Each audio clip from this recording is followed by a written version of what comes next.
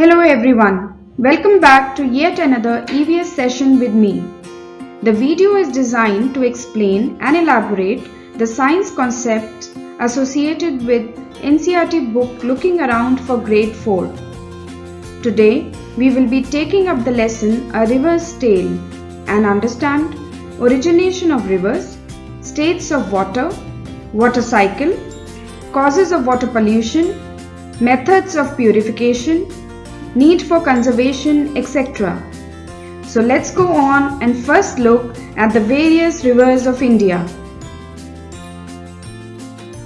Children, as you see from this map of India, the important rivers of the northern region include Indus, Brahmaputra, Yamuna and Ganga. In the south, we have Kaveri, Krishna, Godavari, etc. Mahanadi flows into the Bay of Bengal in the eastern side along with River Ganga and Brahmaputra. Moving on to knowing a bit more about the longest river of India, the Ganga. It originates in the Gangotri Glacier in Uttarakhand and flows through the Indian states of Uttar Pradesh, Bihar and West Bengal before it joins the Bay of Bengal. The given picture is how a glacier may look like. It is a huge mass of ice from which rivers originate.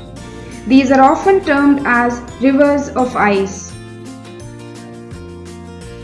If you can recollect, children, in grade 3 you had learnt about water and its three states, that is ice, water, steam or water vapor. In grade 4, we will go a little further to know about how one state of water changes into another. I'll primarily talk about evaporation, condensation, freezing and melting. From the given picture, please observe when ice is heated or allowed to rest in a container at room temperature, it changes from solid ice into liquid water. This process of conversion of solid state of water into the liquid state is known as melting.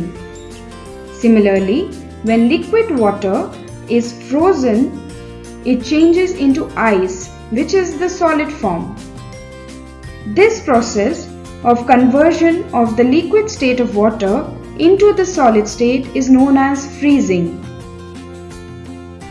Now, when water is heated or boiled, it changes from a liquid into steam. Thus, the change of liquid state into the gaseous state is known as evaporation. Contrary to which, condensation is a process of conversion of the gaseous state of water into the liquid form. So, you see, children, how water can exist in three different states and how it can be changed from one state to another. The following is a pictorial representation of the water cycle or the process of how water circulates in the environment system. The water cycle is powered by the sun's energy and by gravity. The sun heats all the earth's water, making it to evaporate. Gravity makes it fall back on earth. There are four main stages in the water cycle, that is evaporation, condensation, precipitation and collection, which I have explained to you broadly. Now let us understand how exactly the water cycle works. Evaporation occurs when the warmth of the sun causes water from the oceans, lakes, streams, ice and soil to rise into the air and turn into gas. Transpiration from plants takes place when the excess water vapor leaves the stomata. Water vapor droplets join to make clouds. This is followed by condensation, when water vapor in the air cools down and turns back into liquid water. Precipitation occurs when water in the form of rain, snow, hail or sleet falls from the clouds. The final process in the water cycle is collection. The water that falls from the clouds as rain, snow, hail or sleet collects in the ocean, streams, rivers and lakes. Most will infiltrate, that is, soak into the ground and will collect as groundwater. After understanding how the water cycle works in the environment, let us observe some of the uses of water. Uses of water can be broadly classified as domestic, agriculture or industrial, such as bathing, washing, cleaning comprise the domestic use of water, while as irrigation is a part of agricultural use. The effect of increase in population, urbanization, advent of industries had an adverse effect on the natural resources. Children, water too could not escape the consequences of human activities such as discarding sewage, oil, domestic and human waste, industrial effluents in water bodies. Use of chemicals and pesticides in agricultural activities also has affected water adversely. Improper and excessive use of plastics and other non-biodegradable things also leads to water pollution. Moving on, children, it becomes imperative for us to know and understand a few methods used for purifying water. The first and the most common simple method is boiling. It is a process by which a liquid turns into its vapor when heated to its boiling point, killing and destroying some harmful bacteria along the way. The next process of purification of water is sedimentation, in which heavier impurities present in liquid settle down at the bottom of the container, leaving behind the clear water on top. This clean water on the top is transferred into another container by the process of decantation. Filtration is another process of separating solid impurities from a liquid through a filter paper. The given diagram says it all.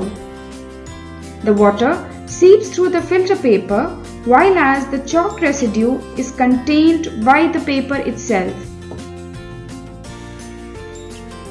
After becoming aware about the various techniques of purification of water, it is also essential to be aware about the different methods of conservation of water. Usually, you hear people talking about the 3 R's, but I will talk about the 4 R's, that is, reuse, recycle, reduce and repair.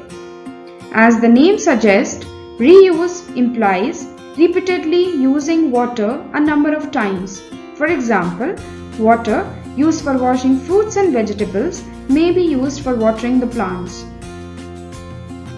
Recycle implies to use the same water a few times. For instance, in the fountains, we have the water being recirculated again and again. Reduce, as the word suggests, is to limit ourselves. For instance, we may switch to taking baths using buckets instead of shower to reduce wastage and consumption. Last but not the least, repair implies to mend all leakages in pipes, taps to avoid wastage of the elixir of life, that is water. Children, some common ways of preventing water pollution which all of us must keep in our mind are treatment of sewage and industrial effluents before discharging them in water bodies. Avoid excessive uses of fertilizers and pesticides in agriculture. Stop washing, bathing activities in rivers. Don't dispose of garbage like plastic, human or domestic waste in water bodies. These are some of the ways through which we can prevent water pollution. I hope You will take back with you some important lessons to be implemented in your day-to-day life from this video, along with learning and gaining knowledge about the science behind one of the most important natural resources of life, that is water. So, until next time, keep questioning and keep learning.